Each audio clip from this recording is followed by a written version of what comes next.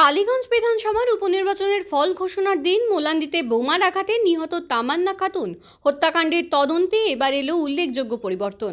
ঘটনার 23 দিন পেরিয়ে গেলেও এখনও সকল অভিযুক্তরা ধরা না পড়ায় মামলার গতি বাড়ানোর দাবিতে মঙ্গলবার তামান্নার পরিবার নদিয়ার পুলিশ সুপারের সঙ্গে দেখা করে তদন্তকারী অফিসার পরিবর্তনের দাবি জানান। সেই আবেদনের পরিপ্রেক্ষিতে অবশেষে সাব ইন্সপেক্টর দিবাকর দাসের পরিবর্তে নাকাশিপাড়া সার্কেলের বর্তমান সার্কেল ইন্সপেক্টর মহিউল ইসলামকে এই মামলার তদন্তের দায়িত্ব দেওয়া হয়েছে। পুলিশ ও স্থানীয় সূত্রে খবর, এই ঘটনার ইতিমধ্যে প্রায় 10 জনকে গ্রেফতার করা হয়েছে। যদিও তামান্নার পরিবারের তরফে মোট 24 জনের বিরুদ্ধে লিখিত অভিযোগ দায়ের করা হয়েছিল।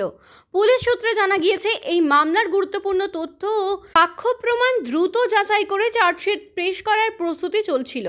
পাশাপাশি এই তদন্তের জন্য ডিএসপি দেবাশিস চট্টরাজের নেতৃত্বে 4 সদস্যের একটি সিটও গঠন করা হয়েছে, যা মামলার কার্যকর অগ্রগতি নিশ্চিত করবে বলে আশা করা হচ্ছে। এই অফিসার বদল তামান্নার পরিবার ও স্থানীয়দের মধ্যে ন্যায় বিচারের নতুন আশা জাগিয়েছে।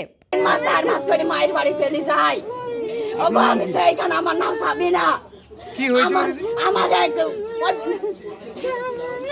ও তামান্না গো, তামান্না।